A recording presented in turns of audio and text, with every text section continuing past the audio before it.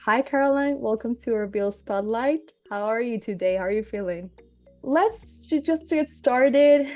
How is this Tuesday going? For me, as I told you, it feels so tired. I want to for this week to finish already. Yeah, the weekend always ends a little too quickly, doesn't it? It does. But today is a good day. Any day I get to work on a book with somebody and then hang out with the dog who's currently crashed out on the couch. Those are good days. So Oh, you're currently working on a book in particular? We'll get to that and talk a little bit about your business, but you're currently working in a book?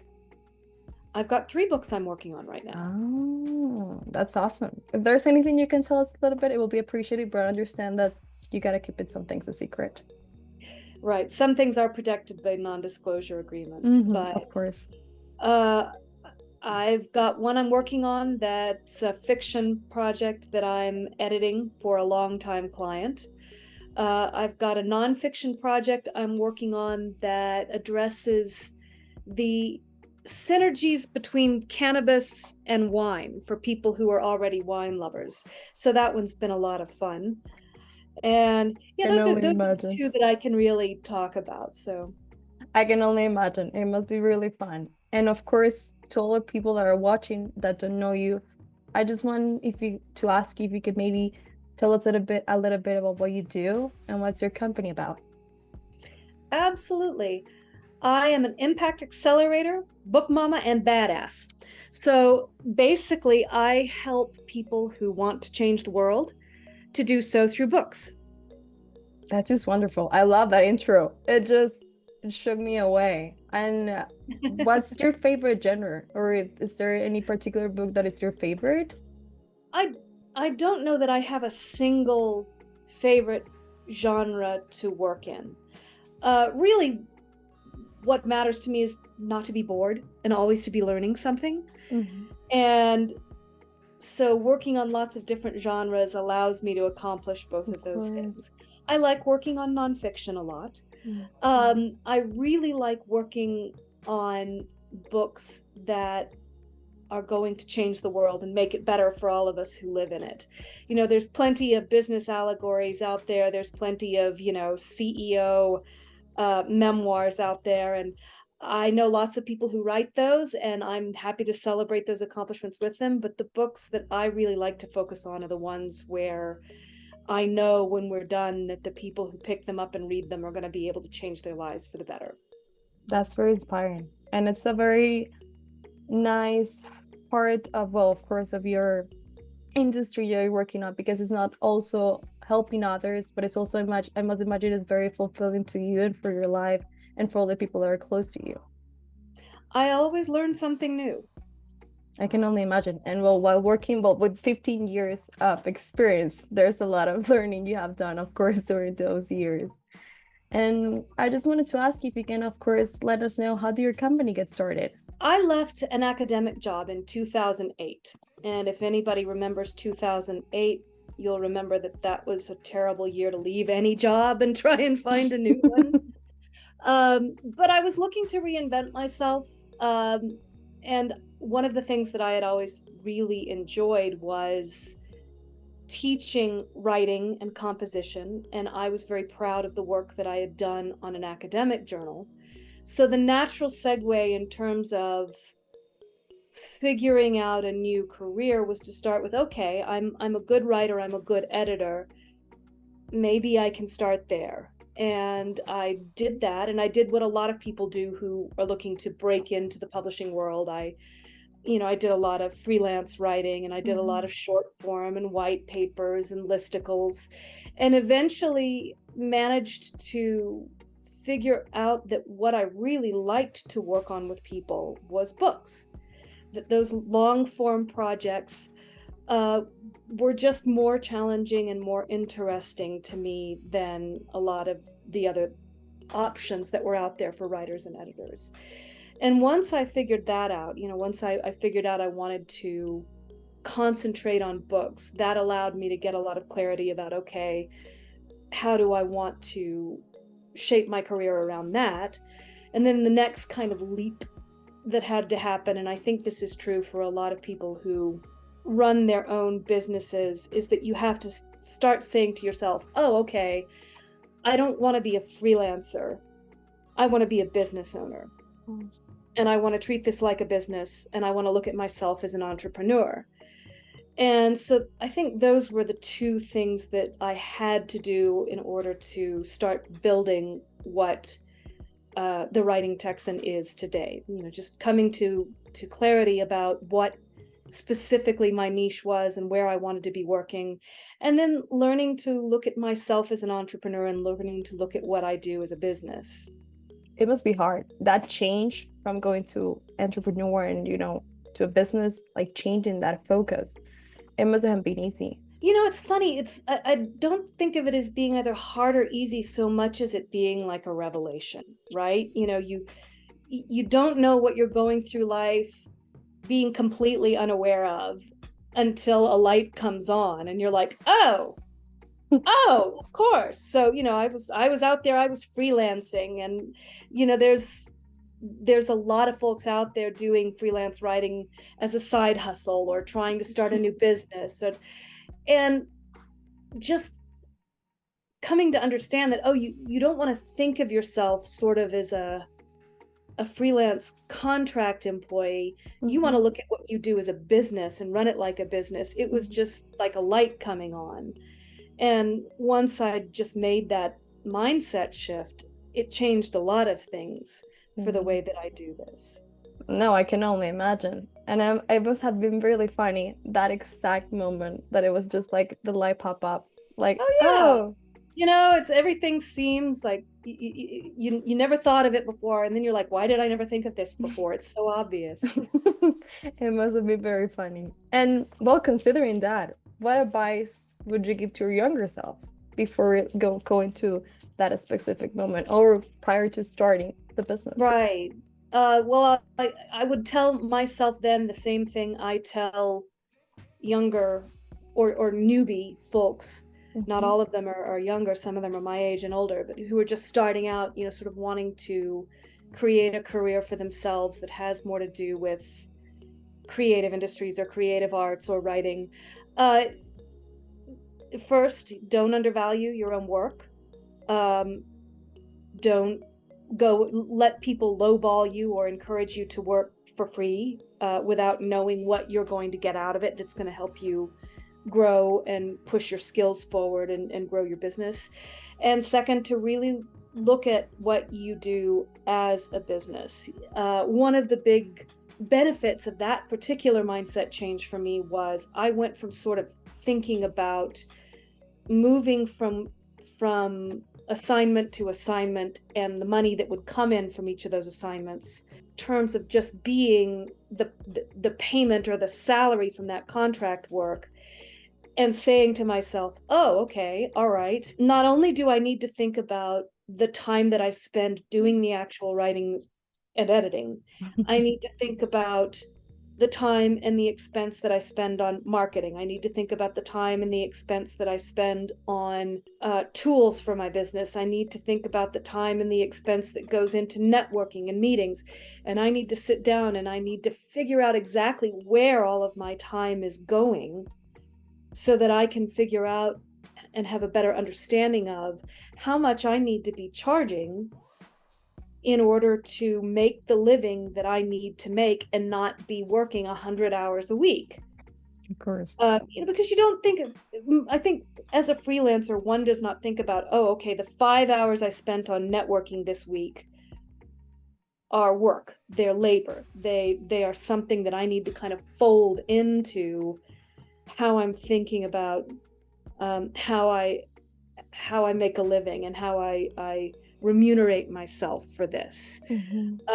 Whereas every company that's successful out there, right, does that. Virtual Latinos does that. Every company that's going to make it goes, oh, okay, it's not just that we have money coming in and products going out, it's that we have people that we hire, we have lights that we have to keep on, we have internet we need to pay for, we have marketing that we need to do. And you have to think about all of that as part of the work you do, not just the writing that you put on a screen that you then send out to your client. And could you say that those were one of your biggest challenge as a business owner? Figuring that out, yeah, and getting used to it, especially since I did not come out of a corporate environment. Mm-hmm. I came out of an academic environment, which is a radically different culture. And they're just, those things are not the things that you think about in that kind of work environment.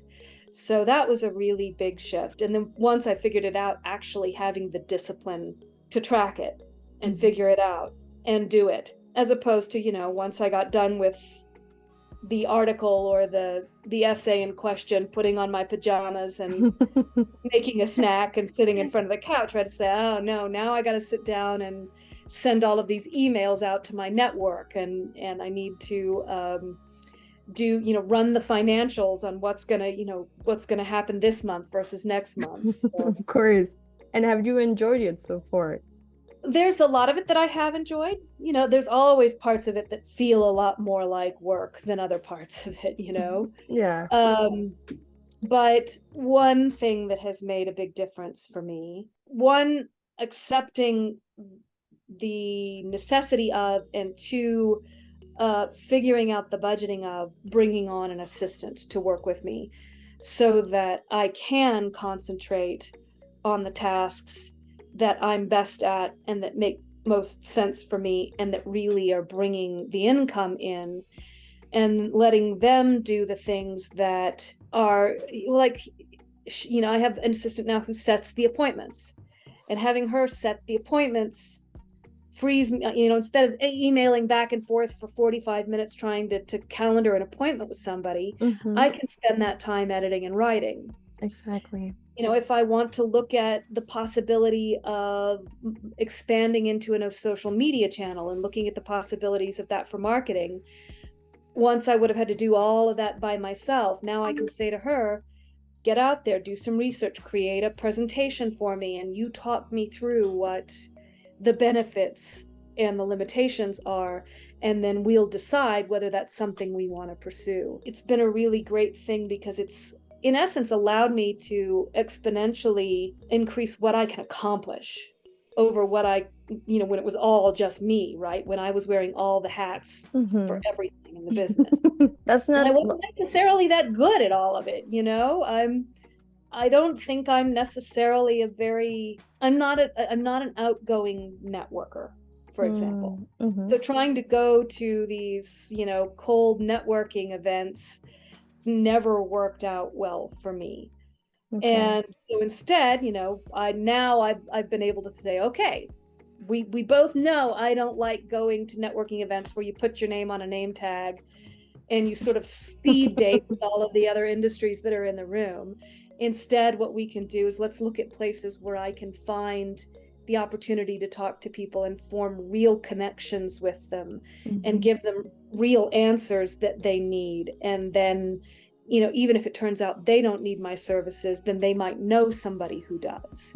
And by doing that, like doing those connections, and while having that big workload, is what's the reason that you hired that assistant, correct? So that you can dedicate that time to. Yeah, I needed more time to do the things that I'm best at and that bring in the income, right? And that's really the writing and the editing. That's the labor that makes the money. And now I can focus more on doing that, and I can be another one of the benefits about a lot of the changes that I've made and the growth that I've experienced over time is it allows you to be more selective about the kinds of working relationships that you have and the kinds of clients that you take on. In the beginning, when anybody starts a business, you really pretty much have to serve the needs of anybody who walks in the door, whether or not they're really truly a good fit for your business. But the more that you grow and the more that you get established, the more you can start to say, oh, okay, this kind of client is the right kind of client for me, and I'm the right kind of provider for them. And so I can focus more on finding and helping you, whereas you're not really the best fit for me, and I'm not really the best person to help you. I can point you to my network of people who do other kinds of writing or editing, and I can make introductions for you, and that way you get the person you need. Somebody I respect gets paid, and I'm focusing on the relationships that are really the better fit for me. Mm-hmm. For example, I hate proofreading. I absolutely hate proofreading, right? It just crushes my soul. But I know other independent editors who love proofreading. It is their joy in life to find that one comma that's out of place in the manuscript. There are And things so for anytime somebody everyone. comes to me, if somebody comes to me and says, I really need a proofreader, I say, let me introduce you to 3 people who will be awesome at that. And then I don't have to do it. And you And can focus on what you like and what you exactly. truly enjoy. And I have a question for you, Caroline. Why did you decide to hire remotely, considering all the pandemic that we have went through? Oh, well, the pandemic was part of it, because at the time I got ready to hire an assistant, we were all in lockdown here where I live. And of course, everybody in the States was in Everywhere. lockdown as well. So I wasn't going to be doing any in-person interviews. Mhm. But I was already very comfortable with the idea of working remotely. Most of my business has been remote from its inception. And so it was not a real leap for me to think about hiring somebody who would work via a remote relationship. I'm not the kind of professional who necessarily is looking for an assistant to go pick up my dry cleaning and take my dog for a walk. When people think about personal assistants, that's Hmm. kind of what they think about, right? Is, Yes. the put upon person who goes and gets your latte and Hmm. picks up your dry cleaning and walks your dog. But I didn't need anything like that. The kinds of services that I need could be done by anybody anywhere who had the skills and who was a good personality fit and had the enthusiasm for the field that I work in. And that also was helpful to me because the town where I live it's a very cultured town. It's a very popular town for tourists. I live in Santa Fe, New Mexico. But it's actually not a big town at all. It has fewer than 100,000 people. When you're dealing with a population that small, right? The odds of being able to find somebody in a niche industry like the one I work in who has the kinds of skills you need is more challenging. And so at the time that I was ready to hire, it seemed natural for me, one, because I was already working largely remotely, two, because this is not a town that has a huge publishing industry. There are people who run publishing, who are writers here. There's a ton of writers who live here, right? But there's not a huge publishing industry here. Hmm. And then three, I wasn't going to be leaving my house, and I needed an assistant, so going remote made it a lot easier for me to find one. But at that point in time. I can only imagine. Oh, that's great. Of course, that it also like bringing this person while working remotely. If you're already doing some, like most stuff remotely, it makes sense that you also need a person that's abroad, but that can also help you with your goals and to find those connections that you were truly that really bring something to you and that make you work on what you really want to do. And There can be mhm, benefits in having somebody in a different time zone as well, because in a sense it expands your own business hours. of course, yeah. If it's 4 o'clock my time and 1 o'clock my client's time, and my assistant is somewhere between those, Hmm. that can be really helpful. Yeah. Uh, One of the reasons I elected to go the direction I did in terms of finding somebody from Latin America is, there was another company I was looking at that has a worker base largely in the Philippines. Hmm. And uh, I met with some really awesome professionals who were looking to fill a personal assistant role. But one of the things that was challenging was that the time difference could be, was a little too much. Hmm. And while a lot of those assistants who work there are used to working hours to accommodate their US clients, it could still create challenges for working across multiple time zones. Yeah. If I have a client who's in London, Mhm. then it can be kind of, an issue. Hard, yes. When your workers are in too many time zones, that Yes, can be your tricky. worker in a time zone, your client in a time zone, and you in another time zone, it can be rather difficult. And with publishing, you're often dealing with multiple people who work on an independent basis, right? Because you've Mhm. got a graphic designer who's going to be doing the cover of a book. You've got the book publicity team who are going to be helping the author promote the book. You've got the proofreader who's going to proofread the interior of the book. You've got the person who's going to actually manage the process of getting printed books or creating and distributing the electronic copy of the book. So Mhm. there can be a lot of people involved in that process, especially when you're publishing independently or you're self-publishing. There are a lot of factors, well, a lot of people, but a lot of factors that are working independently. So Yes. I can imagine that a lot get into action. And just to close, Caroline, I was wondering if to ask you, how can a community get in touch with you? The easiest thing to do is to connect with me on LinkedIn Okay. or visit my website. And of course, folks are always welcome to email me if they have questions. I'm happy to chat about writing and publishing books all day long. So, Can you say your email so that will also be absolutely. hmm It's Carolyn at Writing Texan, Carolyn, at Writing, WRITING, Texan, TEXAN.com. So if you haven't guessed, I'm from Texas. So a lot of clues here and there, right? Well, thank you so much for your time, Caroline. I just wanted to ask you two last things. First, if there's anything else you would like to share with us. well, I would say if anybody in your audience is looking to write a book, I would encourage you to do so, right? There's a lot of people out there who want to write a book, but who are fearful that they can't do it either all on their own or with help. So I would say that every idea is worth exploring. And if you feel passionately that it is something that you want to do, it is something that you can do. There's always a way to make it happen. Those are very, well, encouraging words for anyone that is looking forward to or thinking about writing a book. So thank you, Caroline. And the last thing that I wanted to ask you is, what's the most fun part of your job? I'm never bored. I can There's only always imagine. something new to learn. There's always a new subject to explore.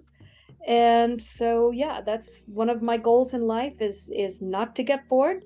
And the awesome thing about working on new books all the time is I never am. Okay, well, thank you so much, Caroline. And well, thank you for your time and thank you for being here. It has been a pleasure to chat with you for a little while. Oh, you're very welcome. I've enjoyed it thoroughly. Okay, goodbye. Bye now.